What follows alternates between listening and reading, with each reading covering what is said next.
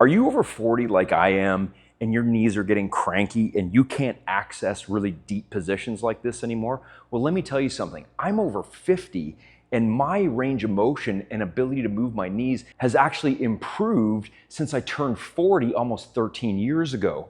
If you ignore those tight and cranky knees and you don't teach them to move into really good ranges of motion, they're not just going to get tight and cranky, they can actually break down and get arthritic, and you can actually permanently lose range of motion and then permanently lose function.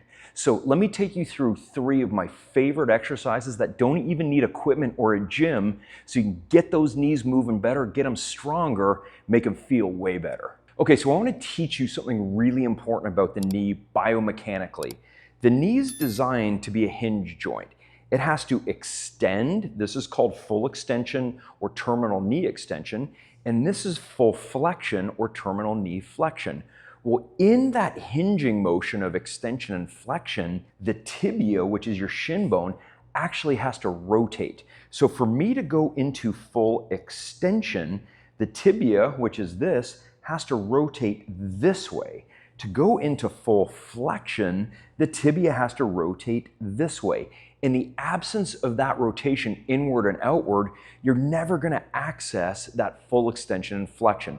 So let's start with 2 moves to make sure that the tibia rotates those proper ways. Number 1 is just a very simple rotation of the tibia. Now here's what I want you to do. If you don't have a slider like this, you can just have your foot on the ground. I like to use a slider though, because very simply, it creates a nice clean range of motion. Now what I want you to do is take your fists, put them between your knees, and push your knees together. Now what you're gonna do is you're only gonna pivot on your heel.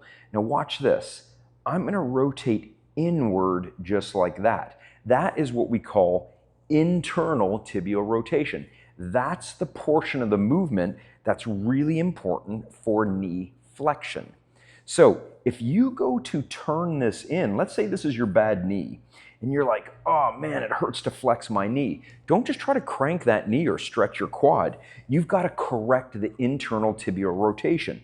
Put your fists like this, turn inward. Now let's say that's only as far as you can go, but you should be going all the way in like that.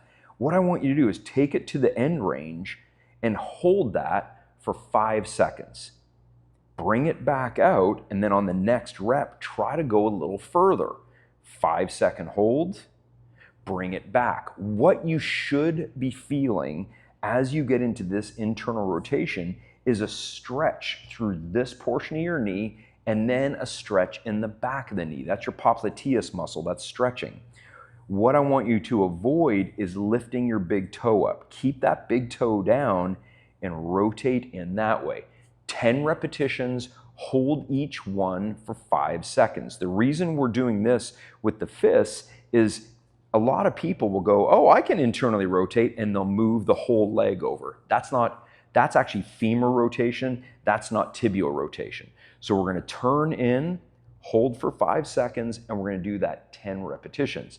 Then the next move, we're going to put the hands like this, holding the leg in place because I don't want the leg to move open. We're going to take that slider and rotate outward. Now what you're going to feel on that one is a stretch through here. 5 seconds, 10 repetitions.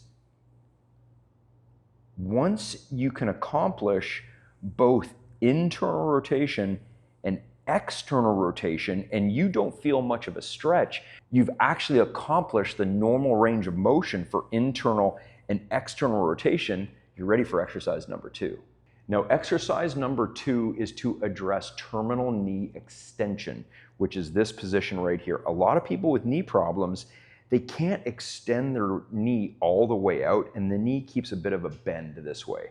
So here's what I want you to do. Straighten your leg, flex your quad muscle just like this so you can feel your quad contracting. Now here's the magic. Pull your ankle back this way. You're already going to feel a little stretch back here. Take your right hand if you're using your right leg. Put it here. Take the other hand, put it right there. Keep the knee flexed, keep the quad flexed. Push straight down. Don't slide your hand. Just push straight down and get your chest over your hand, you're gonna get a monster stretch here. I want you to hold that for 5 seconds, back it off, and then you're gonna do 10 repetitions holding each one for 5 seconds. So lock, extend the ankle, push straight down, hold, 5, 4, 3, 2, 1, relax, repeat 10 repetitions. Now, after you do those 2 exercises, try to extend that knee out, try to flex that knee in. If you have no pain, you've accomplished flexion and extension. We can move on to exercise number 3. If you still have some trouble with flexion and extension, just repeat those 2 moves again, then move on to exercise number 3. So exercise number 3 is a simple half side bridge. Now I'm going to show you the basic, intermediate, and advanced positions of this. Now I have all of my patients who have knee or hip problems do this move. I have professional and college and even recreational athletes do this move because it's so important. What I want you to think about is your knee being in a 90-degree bend, your ankle being in a 90-degree bend, and your hip being in about maybe a 60-degree bend. Most people will sag the spine down this way. What I want you to do is push away from the ground, keeping your hand flat and your forearm in this angle. Intra-abdominal pressure so your spine doesn't move, and then what you're going to do is push the ankle and knee into the ground, and you're going to come up, pushing the hip forward so you can see the quad and the glute working, and then sit back nice and slowly. Once you can do 2 sets of 12 reps like that, let's pick up this top leg. Now this is going to get significantly harder. So push down, lift up and forward. Now there's a lot of load on the glute med on this side and the quad here, and you'll see my quad working as I sit back. Now the cool thing about this is by pushing my tibia into the ground, which is this bone, it's forcing that internal and external rotation component, so the knee is contracting under load with those really good mechanics. So once you can bang out 10 to 12 repetitions this way for 2 sets, you're ready to go to the most advanced version, and that is adding rotation at the top. So it's going to look like this.